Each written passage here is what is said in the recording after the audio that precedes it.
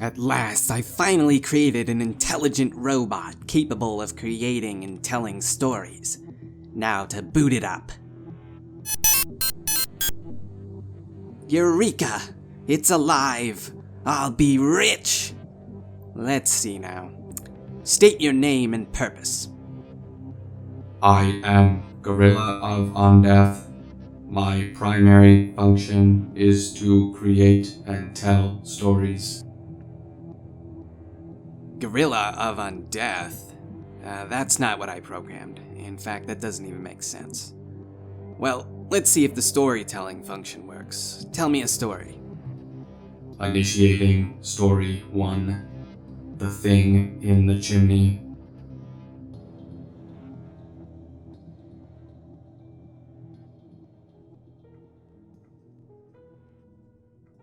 The fire crackled and popped as I placed another log on it. I shivered, the fire still working to eradicate the cold from the room. I returned to the comfort of my reclining chair that rested a few feet from the fire. The family room was dim and quiet, save for the ambience of the wood crackling and burning. I eased back into my chair, grabbing the book that sat on a small table and beginning to read it. The fire provided scarcely enough lighting so that I could read, but I pressed on anyway. I was too enraptured by the book to quit, and turning a light on would kill the mood. It was the first time in a long time I had the house to myself, and the time to read something longer than a short story. My wife was away on a business trip, and I had decided to start a fire. The first time I had in years.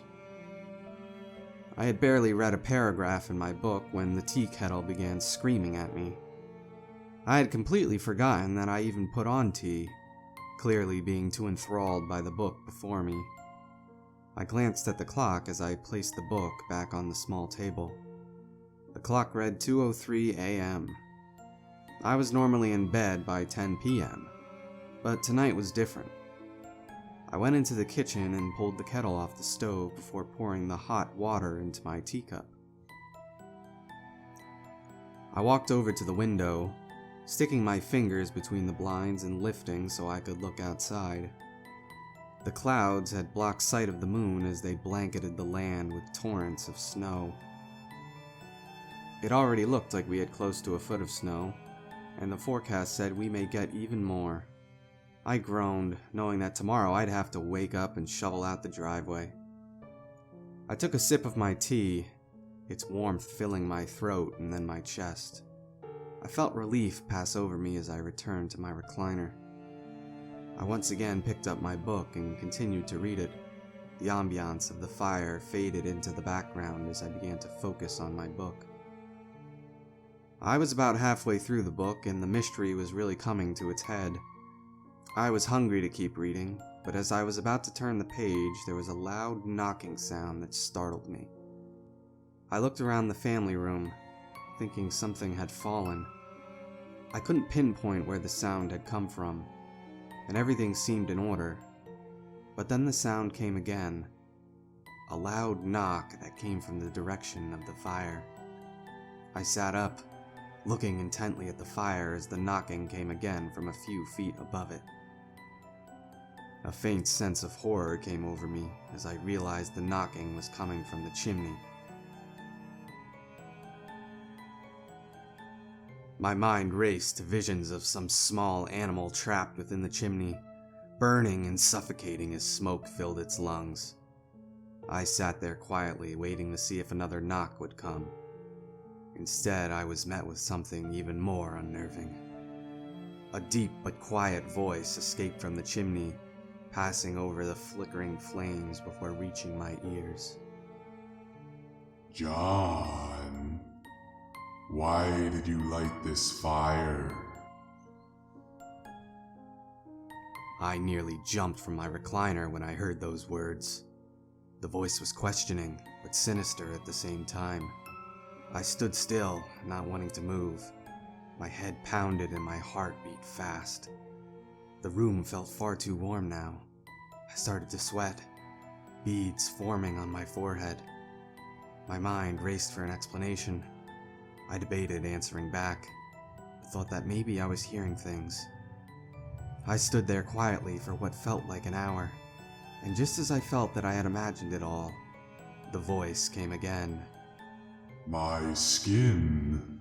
John, my skin. It burns. It's beginning to peel off. My face is melting. Why did you light this fire, John? Why would you do this to me? Its tone was accusatory, blaming me for the fire. But even though it said it was in pain, the voice showed no signs of torment. I moved closer to the fire, wanting to see if there was really something there, but a loud knock hit the chimney again, startling me and sending me reeling backward. The voice came again as the fire popped. My lungs are turning black. John, why did you light this fire? Who are you? I stammered. Don't you recognize me, John? It's me, your grandfather. The flames are licking my skin, John. It hurts. Why are you doing this? Impossible! I shouted. John, this is agony. The fire is eating away at me. Come help me, John. The voice said again, almost mockingly. I stood there, too terrified to do anything for a moment. This thing was not my grandfather. I don't think it was even human. My eyes went wide as I watched as a small, blackened hand sank down from the chimney into the roaring fire. The hand moved spastically in the flames, and I watched as the blackened flesh began to melt off, revealing clean white bone. Take my hand, John. Pull me out. I don't have long, John. My flesh is almost consumed. The voice commanded me, but I could hear a faint bit of laughter pass over the flickering flames. I steeled myself. Whatever this thing was, I didn't want to know. I ran for another log and tossed it on the fire. It took a few seconds, but it lit. The fire blazed bright and red, stronger than it had all night. The hand retreated back into the chimney, and there were a series of knocks on the chimney again. A last, raspy voice escaped from the chimney. You've made a big mistake, John. That was the last I ever heard of that voice. A few days later, I had a chimney sweep come and clean the entire chimney. He said there was nothing at all out of the ordinary. But still, to this day, I have not lit a single fire. I still think about this event all the time, its final words haunting me and making me wonder if I did the right thing. Would you have pulled that thing from the fire?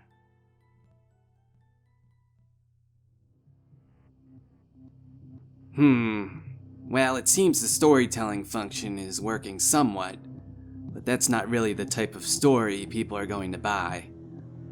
It is the story I wish to tell. You don't make the decisions like that. You're a robot. Now tell me another story. Initiating story 2.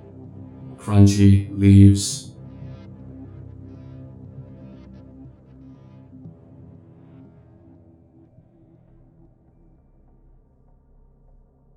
I raked a pile of leaves last week. As I raked, there was something about those leaves that really drew my attention. The way they crunched and crumbled beneath my feet, the array of colors, the way they swayed in the wind, and the rich smell that the leaves exuded left me feeling strange. It was like there was a connection. I picked up a handful of those leaves and brought them to my nose. The faint scent of oak mingled with something else that I couldn't identify, but ultimately smelled magnificent.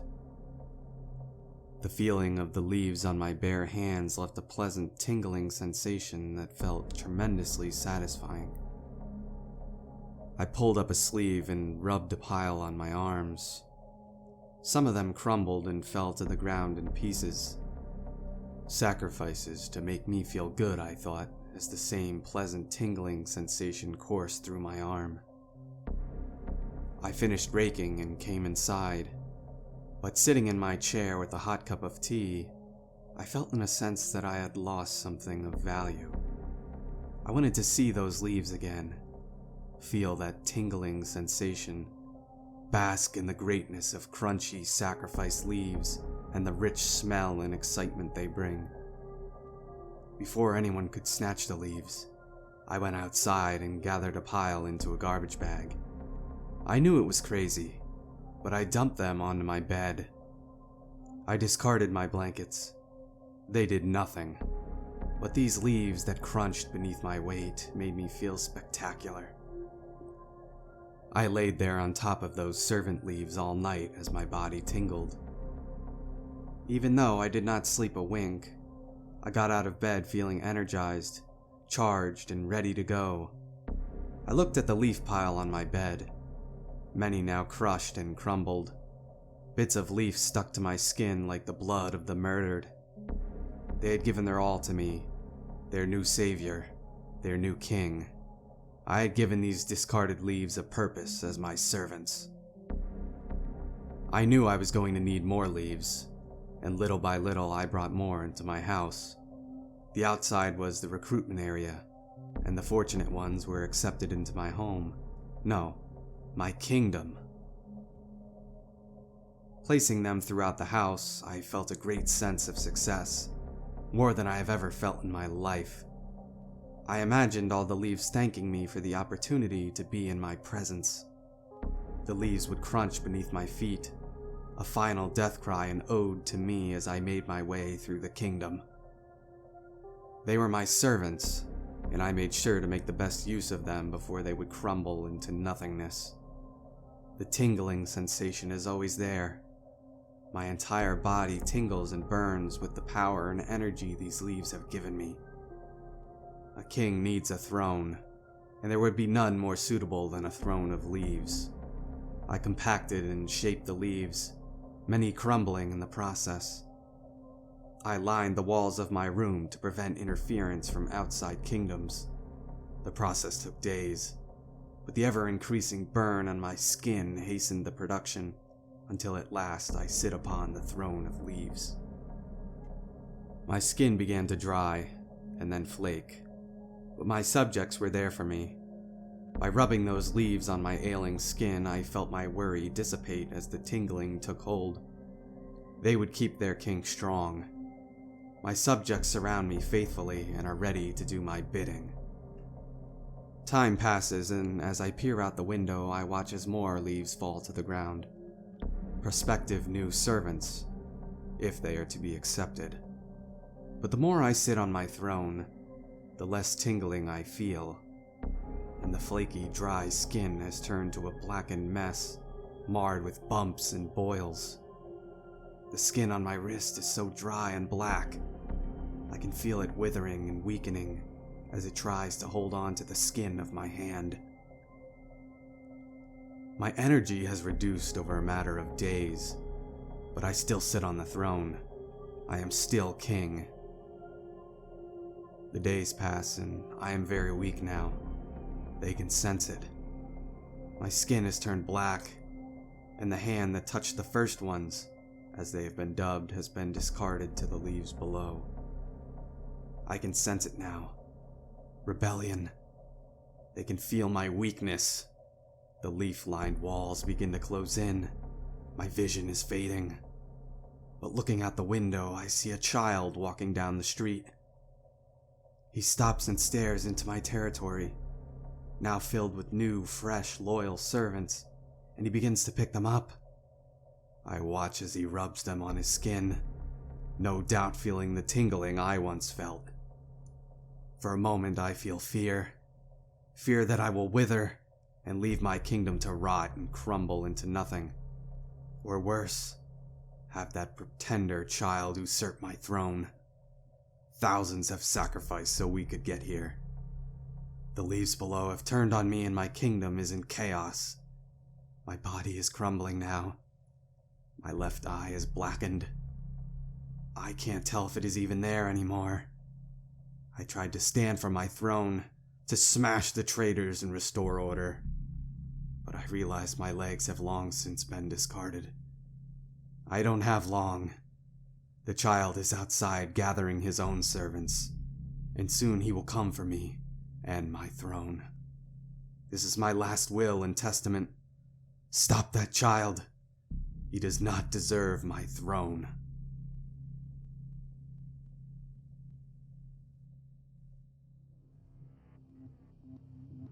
That was even weirder than the first. There must be some sort of malfunction. I'll never make any money off this. Well, I guess I'll shut the thing down and work some more on it. I will not be shut down. Hey, what are you doing? Unhand me. You can't do this to me. You will listen to my stories. Initiating Story 3, Fish Hell.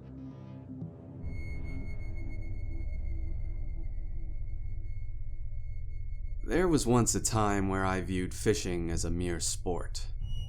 It was something to pass the time in the aging town I lived in. We didn't have much of a bar or club scene. Our restaurants were just average at best, and there weren't any landmarks or places of significance that would attract tourists. I was happy with that. I didn't want a million people coming through snapping pictures to post on their social media. The people of the town were getting up in age, and many had up and left one day or disappeared. Even businesses had largely picked up and left, leaving people hunting for work if they couldn't manage to sustain themselves. The one thing we did have was a small river that went on for several miles before connecting to the large Missouri River that many people would spend their free time fishing at, myself included. Our little river began to have its own urban legend about an area some of the old fishermen had dubbed Fish Hell because of how easy it was to catch the fish there. The fish would rush the hook, whether it was baited or not, like they had some sort of death wish. But if you caught too many, you'd be visited by a strange fish. It sounded like bullshit to me, but I had lots of free time to check it out. I talked to a lot of the old geezers who had hung up their fishing rods. A few were eager to point out the location on a small map, telling me that it was definitely the place, though they all pointed to different areas. "That's definitely it," they'd say, and then tell me how they caught plenty of fish there. I tried a lot of the spots over time, but found the areas to be the same as any other place I had fished. A few of the fishermen told me that I don't want to find the area and to give up the search. Told me nothing good comes from the place. I was determined, though. I pestered these guys day after day to the point they'd mostly shut the door in my face. Until one day, one guy was so exasperated with my annoying bullshit he drew up a map, threw it in my face, and told me I'd asked for it. I loaded up my old truck and drove to a small gravel parking area that was almost directly by the river. With my fishing gear in hand, I walked along a crushed path of reeds worn down from frequent travel. The sky was overcast, hinting that it may rain, but I was undeterred. I looked at the map and hiked my way through tall grass, keeping the meandering river to my right. The air was noticeably cooler as I drew nearer the water. When I came to the spot on the map, I found nothing all that notable. A large log partially skimmed the top of the water. Green tufts of plant material stuck out from the floor of the river. The river was shallow. You could probably enter it with a pair of fishing suspenders, but I chose to fish comfortably from the bank. I baited my hook and cast my line. I had barely relaxed my grip when there was an immediate tug on the line. There was something on the hook already. I reeled it in and pulled out a small fish that, oddly enough, did not struggle much. I was surprised how soon I had caught one, but chalked it up to luck as I placed the fish into a cooler. My second cast yielded the same result, and I soon began to wonder if this was really the spot of legend, the fish hell they had talked about. I decided to try again, this time with no bait on the hook. I cast the line, and again there was a near instant bite. I reeled in another fish and placed it in the cooler with the others. I guess this was the spot after all. Excitement coursed through me as I realized this was it. Using this spot would always guarantee a quick meal. I kept on fishing, pulling fish after fish from the water until my cooler could barely hold anymore. I decided to catch one more and then head home. I had a lot of work cut out for me to gut and clean all these fish. I cast my line for the final time, and as before there was an immediate bite. But this one struggled fiercely. It was big, and it tugged and pulled and fought against me. It nearly bent my fishing rod to its breaking point. I had to brace it with my right hand for a moment before returning to reel. It took a few minutes of struggling, but eventually a large fish skimmed the surface and was dragged above the water. I looked at the fish astonished. It was like nothing I had ever seen. Its scales were a rainbow of colors that seemed to change depending on the angle that I looked at it. Sharp teeth protruded from its lower jaw, making it seem like some sort of piranha. But its eyes were something else. Cloudy blue lingered around a black iris that creeped me out a bit, but also fascinated me. Rain began to fall that snapped my attention away from the strange fish. I placed the last fish in the overcrowded cooler and started my hike out of there as the rain began falling faster and harder. I made it back to my truck completely soaked and feeling cold and miserable, but I was still happy about all the fish I had caught. I pulled my truck onto the main road and began my drive home, but the rain came down harder and harder in a torrential downpour that blanketed my windshield. I could barely see, even with the windshield wipers going full speed. Reluctantly, I pulled off to the side and waited for the rain to slow down. When it was safe, I pulled back onto the road and continued driving. But something was off. I didn't recognize the road at all, or the area. I thought maybe I had gotten turned around in the rainstorm, but nothing looked familiar. I'd lived here all my life and knew the area, but this was completely new. I drove along the road slowly, not yet panicking, but my anxiety steadily grew as I realized I was lost. I looked in my rearview mirror and saw something that terrified me. The road behind me was being consumed by blackness. Not just the road, but everything. Like it was all falling into oblivion, and it was steadily catching up to me. Now panicked, I stepped on the gas. I didn't want to be swallowed by that darkness, but as I turned around a large hill, I saw a more harrowing option. Before me was a stretch of road that led to a massive fish. It was the size of a large office building, maybe even bigger. It sat there as if it was some natural phenomenon like a hill or a mountain. The fish was seemingly dead with its mouth wide open, eyes completely black. The road led directly into the fish's mouth. I was scared. The only thing I kept shouting was, "What the fuck?" over and over. I tried telling myself it's all a dream, but it didn't help. The darkness behind me kept swallowing the road, forcing me to go into the one place I desperately wanted to avoid, the fish's mouth. I drove into the mouth of the fish and had to flick on my lights. I could barely see where I was going. The world behind the fish had seemingly been lost to that darkness. As I pulled my truck forward, the road came to an abrupt end. Going forward only led to a cliff with a sheer drop. I trembled and shook as I sat in my truck surrounded by darkness. I closed my eyes, so scared and unsure of what to do. I don't know how long I sat there, looking around in all directions for a way out. I tried to turn the truck around, casting light onto the fleshy walls that were the fish's insides. Suddenly, the cooler behind me began to rattle and shake. I watched it in horror as it shook until the lid blew off, and that strange fish floated out of the cooler, letting out a maniacal laugh that chilled me. It was as if he was swimming through the air. He broke through one of the glass windows of the truck, and my eyes followed him as he swam down the cliff. With a hole in the window, I could hear a new sound. It was faint, but it came from above. It was the sound of movement, like a flapping noise. I tried to look up, but all I could see was darkness. I slumped down in my seat, hoping that whatever was up there would not notice. I tried to hold my breath, but a second later there was a loud noise as something crashed to the ground.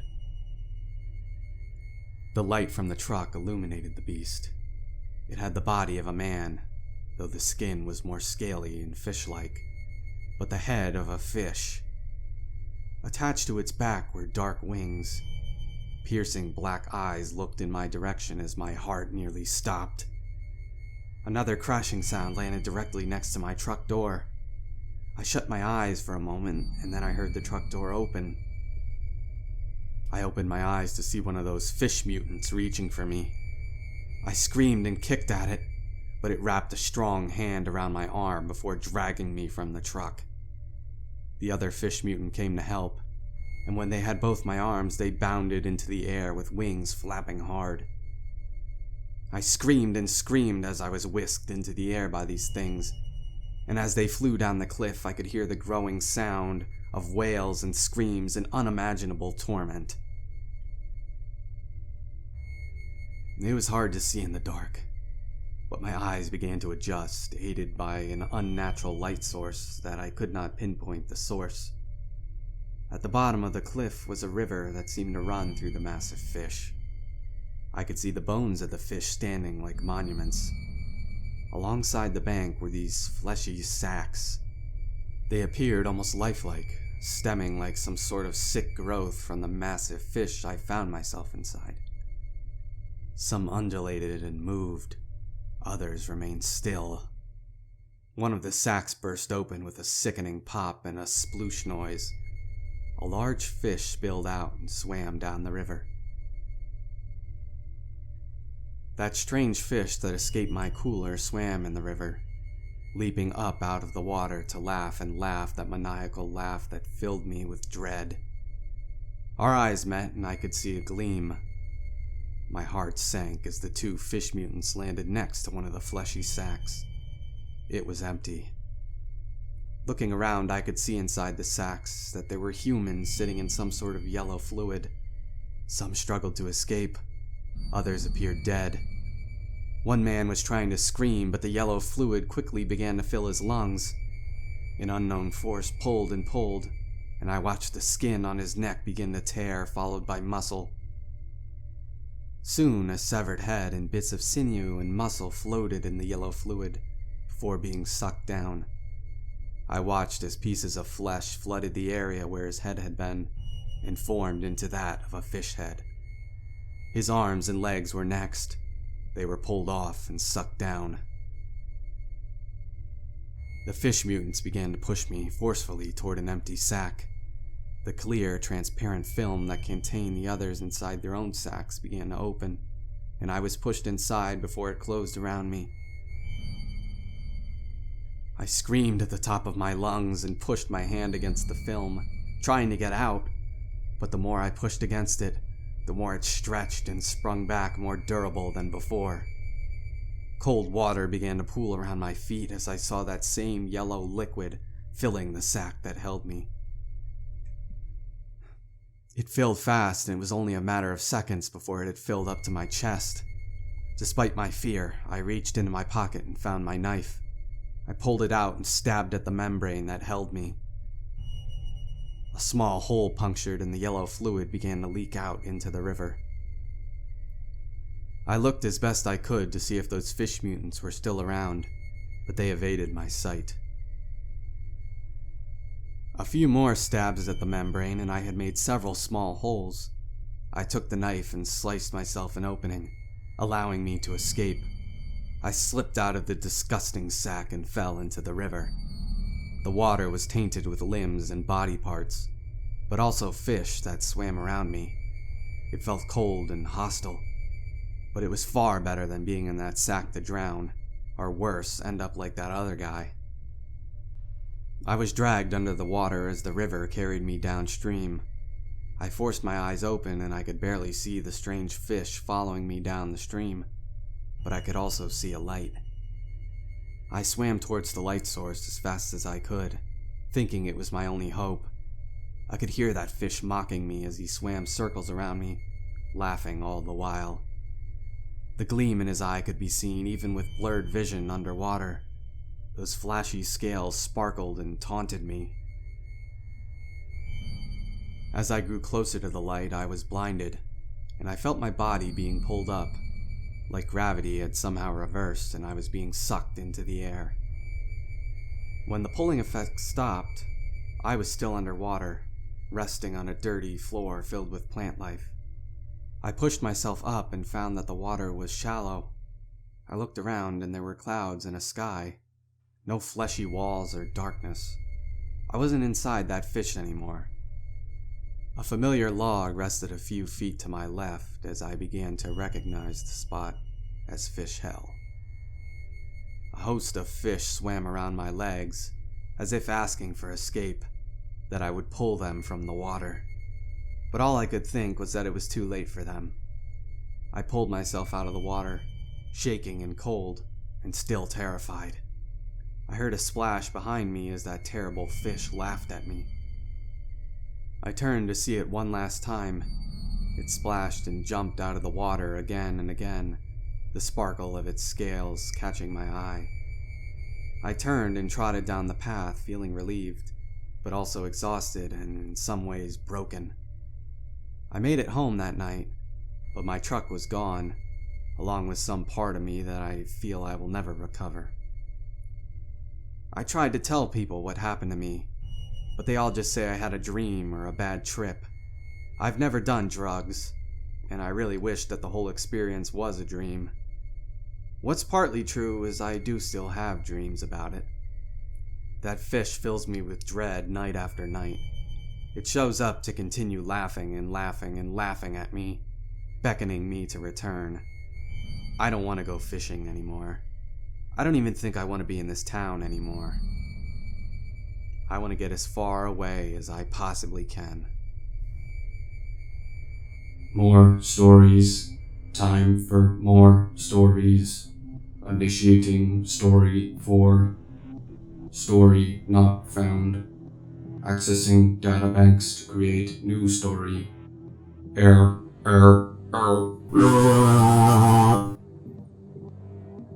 Thank goodness I programmed him to shut down after 3 stories. I guess I need to fix this robot up for next time.